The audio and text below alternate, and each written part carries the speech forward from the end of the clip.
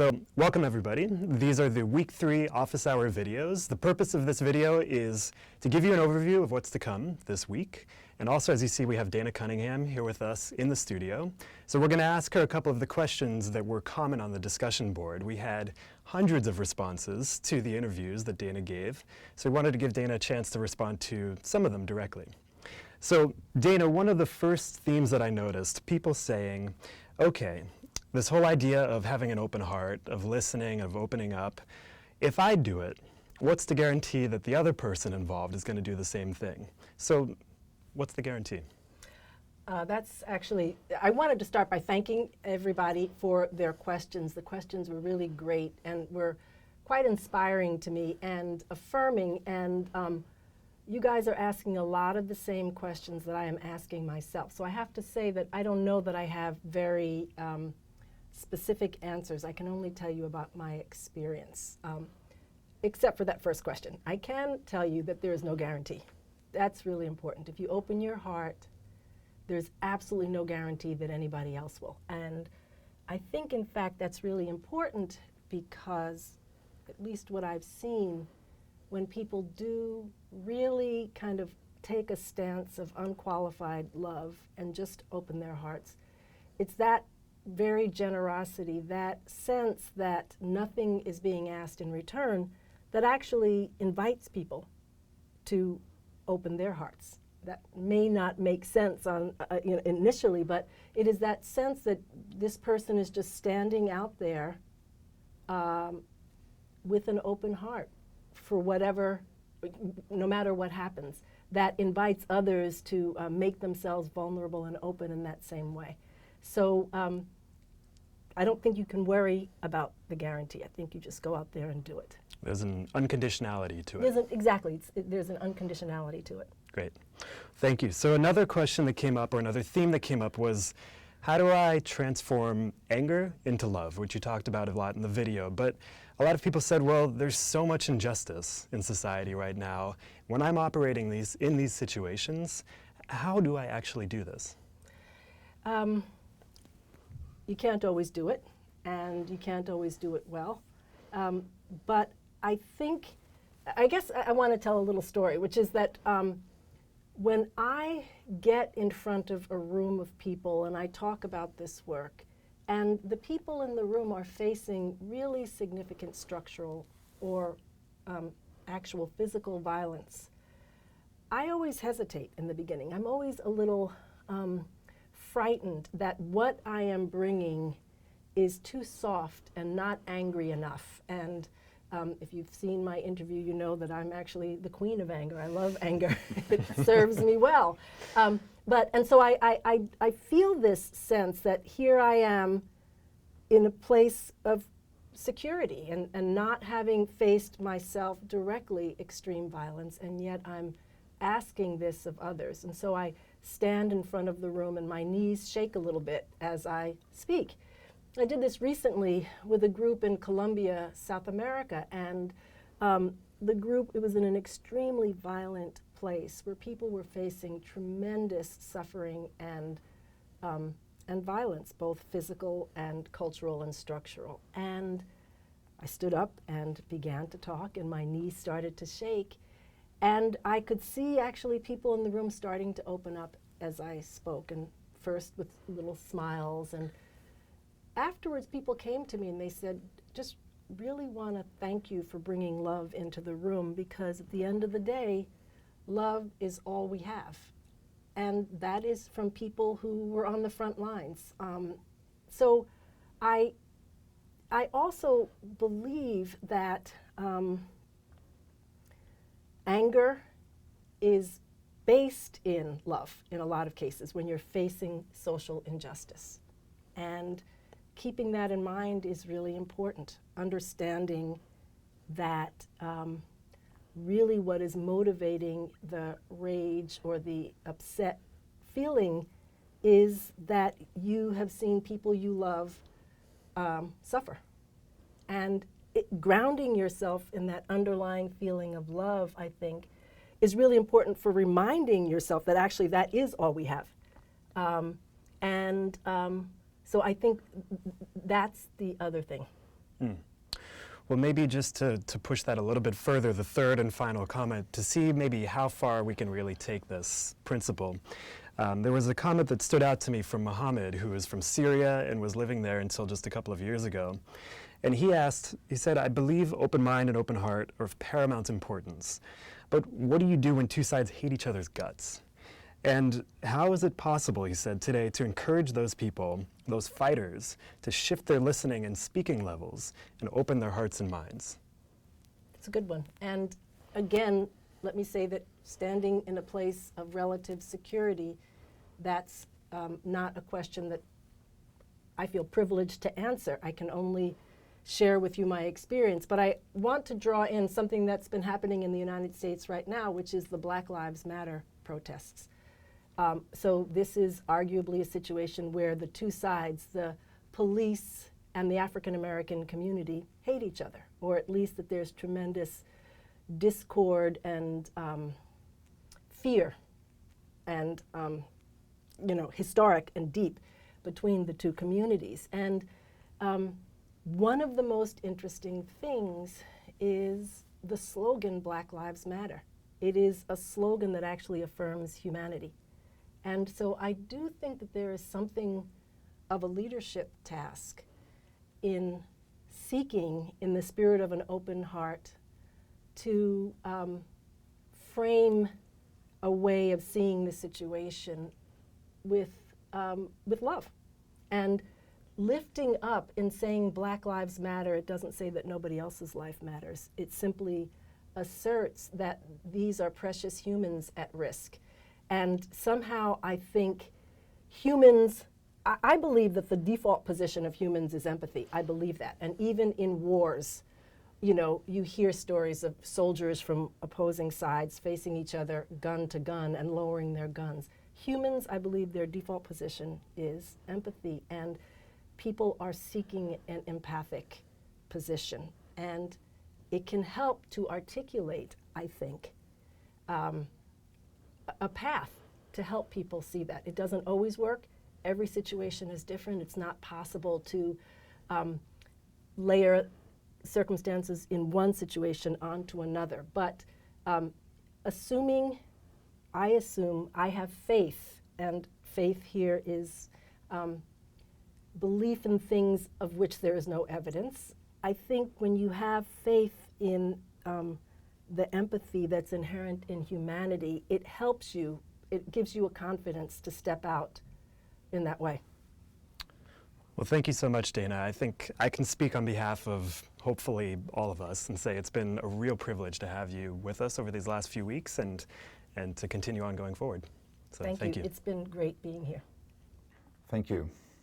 Thank you. So listening to you, what came to my mind is two or three things that underscore some of the points that you made. One is many of you over the past few weeks already got into the coaching circle work, and we got great reflections on the experiences you had there, and we'll talk more about that in the live session. But from the many years we have been doing this coaching circle work, the one thing that we learned is this, that the most important condition for the coaching circles to do their magic are two things. One, unconditional love and listening. That means listening with your mind and heart wide open, so zero judgment, zero cynicism, which is what you just talked about. And secondly, on the part of the case giver, vulnerability. So the ability to go to the edge of letting come and letting go, to not be afraid of kind of that edge. And again, kind of in the interview and in many other examples, kind of you embodied that very visibly to all of us.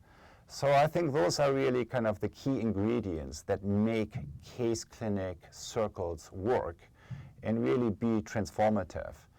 And the other thing that came to my mind is very often when you're in highly conflictual situations, you apply deep listening, you really do your best you can to open up the mind, the heart, and then what is happening? Nothing.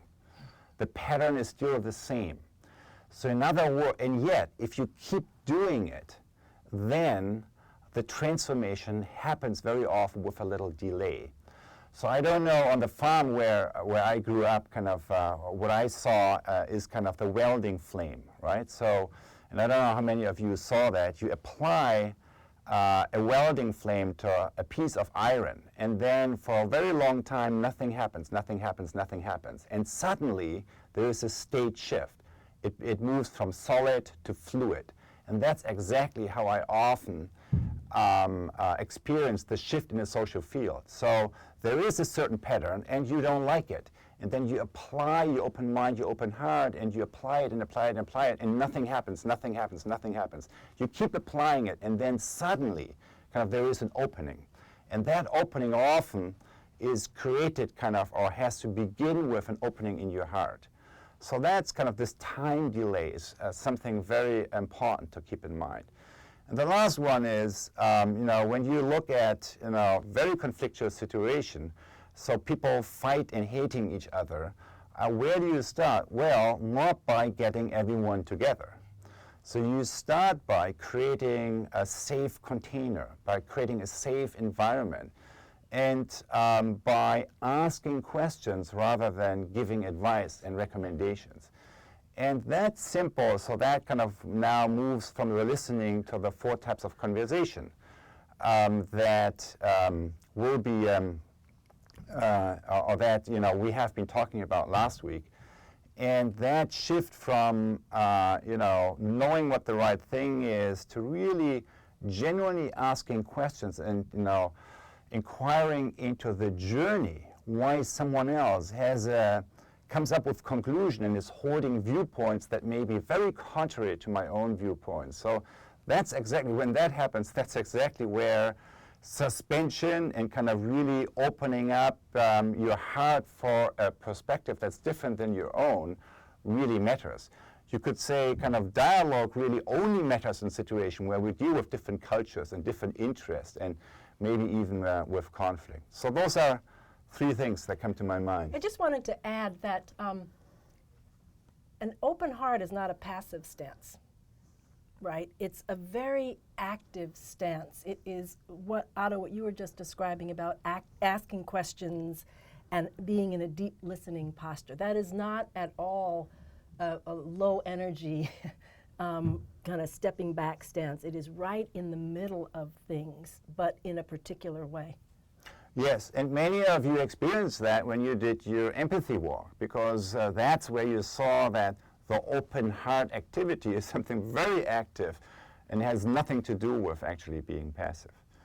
So I want to take this moment also for reorienting us where we are in our overall journey, and kind of do a little kind of situating kind of the live session that we'll have this Wednesday here, which will be kind of the next step to the opening live session we had 2 weeks ago.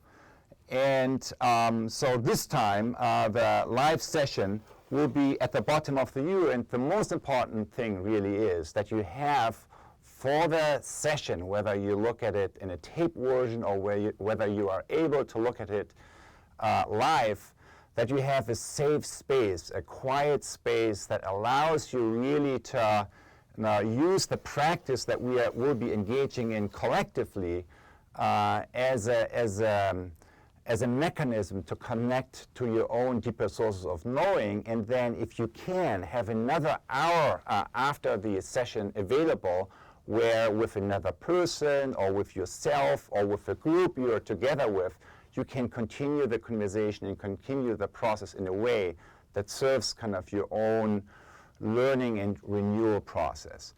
So what you will see this week, kind of after the live session, coming online, is a number of clips that introduced you to principles and practices here at the bottom of the U process, how to connect with our deeper sources of knowing.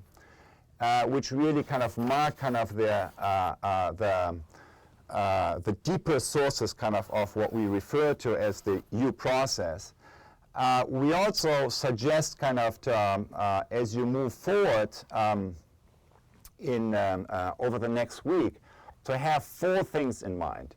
One is, if you're already a member of a coaching circle, kind of conduct a coaching session, one additional ones. If you just formed your own coaching circle, just start with the first one. And if you haven't formed a coaching circle yet, but you want to explore that, you can still go online and find other people. We also heard from some of you that you have some passive people who de facto dropped out of your coaching circle. If that's the case, go online and maybe find a new participant that would join the existing group of 3 or 4. And then in terms of actions, on the action track next week, there are really 3 main things. The first one is to do another empathy walk, but this one is an empathy walk at home.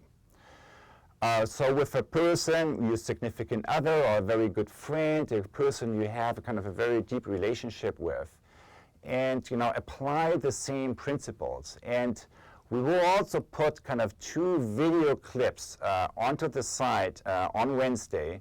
One is kind of the commencement speech by Steve Jobs in 2005, the Stanford commencement speech, and the other one is Brené Brown's talk about vulnerability. Those are great clips that, for example, you could watch together first. They're each like 20 or so minutes, 15 to 20 minutes, and then kind of sparked by kind of that story and kind of that evocative presentation, you could kind of engage that empathy walk at home with each other. Secondly, kind of continue to practice the listening tool. And as we said, kind of listening is the key foundational capacity really of the whole U process. The listening tool that many of you are already using is a great vehicle with a daily 2-minute or 3-minute reflection practice to deepen your own capacity to listen not only on a superficial but also on a deeper level. And then lastly, somehow continue kind of the deep reflection process that we will be using in the live session, which is a practice that we call stepping into the field of the future, by teaming up with one other person, and can be from your coaching circle, can be outside, can be from your home context, to continue that process that will start during this live session on Wednesday in your own way, by talking it over, by kind of noticing what has been emerging kind of for you and what it is that you want to carry forward as we move into the second part of this U process here. So those are kind of the 3 main actions, and as always, kind of you are invited to journal and kind of share some of your reflections online. And we look forward to reconnecting with you on Wednesday for the live session.